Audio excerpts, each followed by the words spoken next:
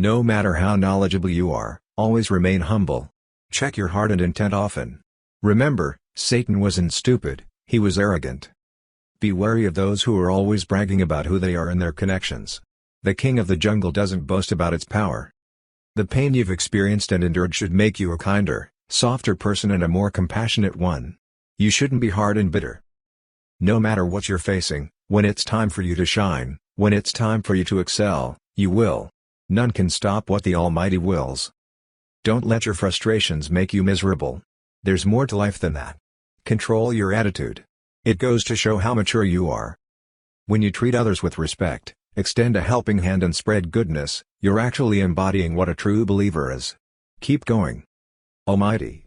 When we start losing hope or begin to doubt ourselves, remind us that your plans are always better than we could ever imagine. Words that come out of your mouth should never be swear words. Control the tongue and work on your manners. Say no to rudeness and arrogance.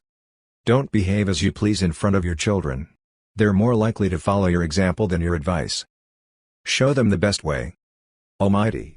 On this blessed day, may we not hate those who've wronged us. May we forgive them and leave the rest to you. You are the most just,